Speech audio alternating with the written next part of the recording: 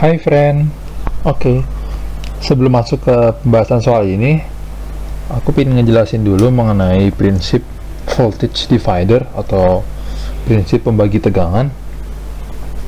Jadi sebenarnya prinsip ini sih sebenarnya quite obvious dan secara formal nanti lo bakal diajarin di kuliah. Tapi sebenarnya prinsip ini cukup obvious, pasti sangat mudah dipahami oleh bahkan anak SMP. Jadi saya akan mencoba menjelaskan prinsip voltage divider dengan bahasa saya sendiri. Jadi pada dasarnya kayak gini, misalkan kita punya sebuah sumber tegangan sebesar 600 volt dan ada beberapa resistor yang kita hubungkan secara seri, maka resistor ini akan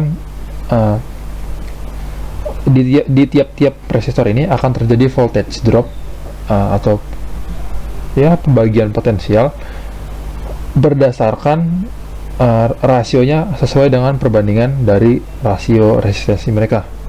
Jadi ibarat kata seperti ini, misalkan ada sebuah orang tua punya uang 600 akan dibagikan ke 3 orang anaknya gitu, dan Anda bisa bayangkan 10 ohm, 20 ohm, 30 ohm ini sebagai usia anaknya, dan pembagian uang ini proporsinya itu berdasarkan proporsi usianya. Nah, maka kita bisa tahu nih, kan ini kan 10, 20, 30. Kalau kita jumlahkan, kan berarti 60 kan?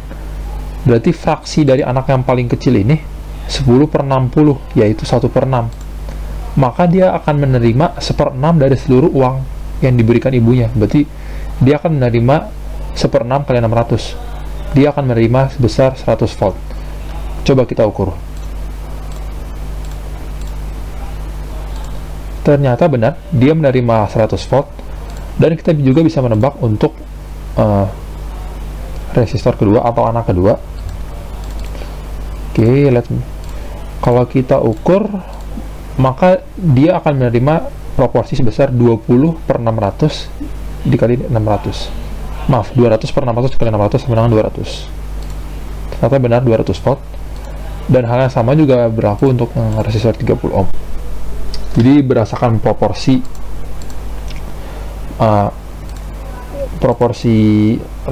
resistansinya gitu. Jadi semakin besar resistansinya di dalam satu rangkaian paralel, maka voltage drop yang terjadi akan semakin besar pula. Nah, itu secara singkat mengenai voltage divider, dan prinsip ini akan saya terapkan pada soal ini. Jadi pada rangkaian ini, Rx adalah hambatan variabel atau bahasa elektronikanya adalah potentiometer, sedangkan V adalah sebuah voltmeter ideal. Jadi dia tidak memiliki hambatan dalam, dan dibilang penunjukan voltmeter bernilai 0 ketika Rx sama dengan berapa. Oke.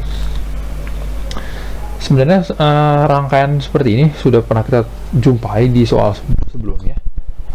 Kan soal rangkaian seperti ini kan sebenarnya bisa kita gambar ulang seperti ini ya. Kan di sini ada sumber tegangan nih yang 20 volt ini, dan dia akan terpecah menjadi 2. Terpecah menjadi 2 itu kan membentuk cabang, jadi samanya seperti ini. Bisa dong, di sini akan ketemu Rx, sebuah potentiometer, dan di sini akan ketemu dengan hambatan 6 ohm, dan mereka di sini akan dilanjuti oleh 12, dan di sini akan dilanjuti oleh 8 ohm, dan mereka akhirnya akan bertemu lagi di titik ini, dan akhirnya kembali ke kutub negatif dari baterai tersebut. Jadi seperti ini, maaf. Oke, seperti itu ya, kan jadi lebih mudah kan? Oke. Nah, penunjukan voltmeter itu bernilai L ketika berapa? Oke, jadi seperti ini.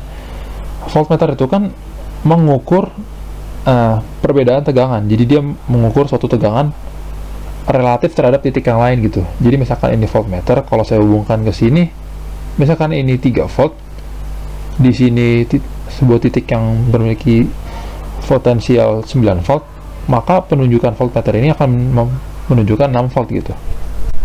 Maka ketika dibilang penunjukan potensial bernilai 0, oh ya, di sini kan potensial meternya kan berarti di sini ya. di antara 9 dan 12 serta di antara 8 dan 6. Berarti dia di sini. Oke.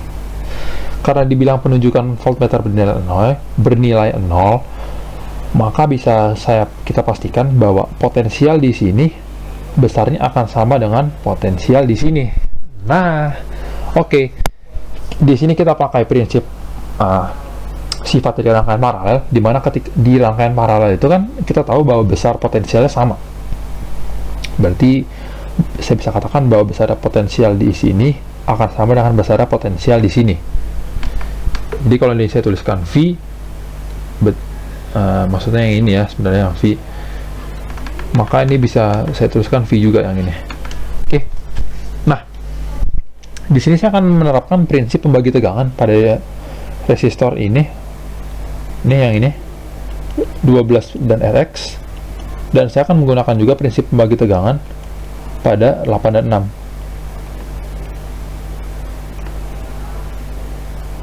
Oke, coba di sini kan berarti kita dapati bahwa penunjukan pada voltmeter potensial di titik ini itu kan sebesar fraksi dari yang ini kan, berarti 6/8 dikali V sumber. Oke. Maka mau nggak mau pembacaan voltmeter ini di Rx ini harus sebesar 6/8 dari V juga.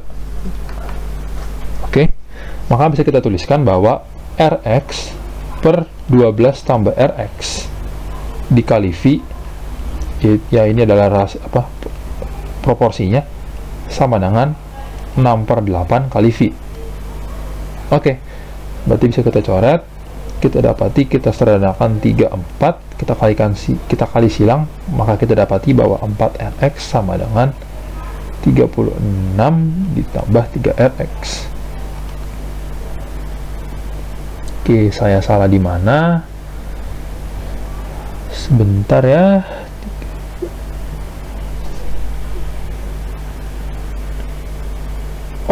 Maaf.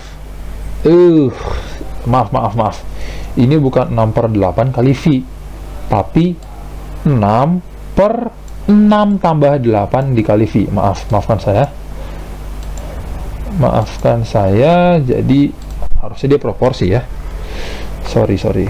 Ini 6/6 tambah 8 kali V, berarti sama dengan 6/14 dikali V. Atau kalau kita sederhanakan sama dengan 3/7 dikali V. Maafkan saya. Jadi proporsinya sama, berarti Rx per 12 tambah Rx kali V sama dengan 3/7 dikali V. V nya bisa kita coret, kita kali silang kedua ruas, kita pindah silang, maka kita dapati 7Rx sama dengan 36 ditambah 3Rx. Kita pindahkan 3Rx nya, kita dapati 4Rx sama dengan 36, maka Rx nya sama dengan 9 ohm. Jadi jawabannya yang A. Oke. Sebelum saya akhiri, saya akan demonstrasikan sedikit mengenai rangkaian ini. Jadi saya load dulu sebentar.